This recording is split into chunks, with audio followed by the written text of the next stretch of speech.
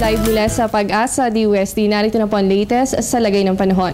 Mga kababayan, umiiral muli ang northeast monsoon o hanging amihan. Dito po yan sa may northern Luzon. So para po dito sa may Metro Manila kasama ang Calabarzon at probinsya pa ng Aurora, asahan po natin ang maulap na kalangitan na meron kasamang mahihina hanggang sa katamtamang pag-ulan. Samantala, dito po sa may Cagayan Valley, ganun din po sa may probinsya pa ng Apayao at Ilocos Norte, makakaranas naman po kayo dyan ng mahinang pag-ulan, dala ng hanging amihan. Sa natitirang bahagi ng bansa, partikular po dito sa may Visayas area hanggang dito sa may Mindanao, makakaranas pa rin kayo ng fair weather conditions sa mga susunod na oras, pero may mga tsansa pa rin yan ng pulupulong pag-ulan o pagkidlat at pagkulog.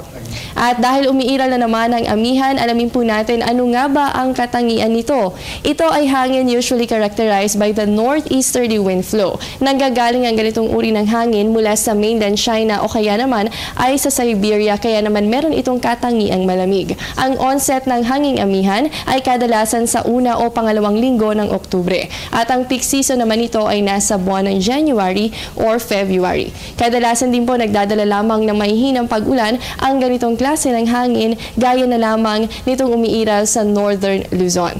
Samantala, dahil may kalakasan po itong hanging amihan, ay nakataas din ang gale warning ng Pag-asa, partikular po yan sa seaboards ng northern Luzon. Asahan po na magiging maalon hanggang sa napakaalon ang kondisyon ng karagatan, kaya payo pa rin ng Pag-asa, iwasan muna ang maglayag sa mga baybayin sa nasabing lugar at patuloy na mag-monitor sa kondisyon ng panahon. Samantala, update naman tayo kaugnay sa bagyo. Ayon sa Pag-asa, huling namataan ito 3,000 kilometers east-southeast ng southern Mindanao. Nananatili naman ito sa labas ng ating Philippine Area of Responsibility. Mas lumakas pa nga ang bagyo at nasa tropical storm category na. Binigyan po ito ng international name na Hagupit. Ang pangalang Hagupit ay nagmula sa Pilipinas. Ayon kay Pag-asa weather forecaster Hiner Kitlong, posibleng Huwebes ng gabi o kaya po ay Biyernes ng umaga ay nasa loob na ng ating PAR ang bagyong Hagupit. Dalawang senaryo naman ang nakikita ng ahensya dito. Una, posible po itong mag-recurve once na pumasok sa ating boundary at tumungo po yan sa bansang Japan. At ang pangalawa po, posible rin itong manatili sa kanyang direksyon at tawirin ang Visayas area. At mga kababayan, once na pumasok sa loob ng ating PAR ang bagyong Hagupit, bibigyan naman ito ng local name na Bagyong Ruby. Ang Bagyong Ruby po ang ika-18 bagyo para sa taong 2014.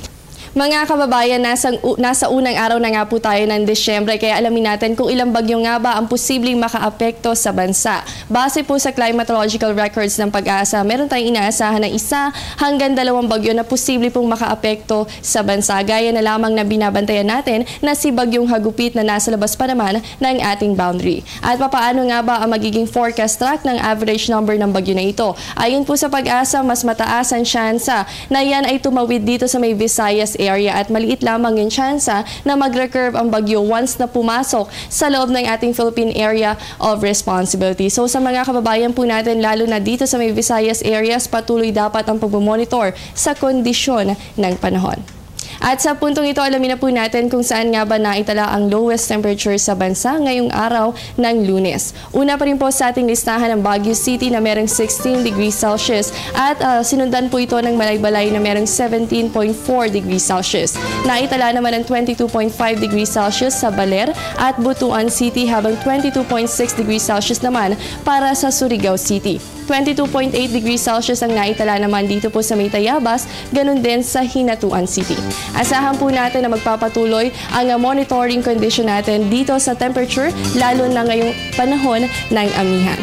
At mga kababayan, bukas sisikat po ang araw 6:05 ng umaga at lulubog naman po yan 5:25 ng hapon. At yan muna ang latest mula dito sa Pag-asa DUST. Manatiling nakatutok sa Panahon TV kung saan walang pinipiling panahon ang pagbibigay impormasyon. Ako po ang inyong weather body, Jessie Basco, nagsasabing walang dadaig sa taong may alam at laging handa. Magandang gabi.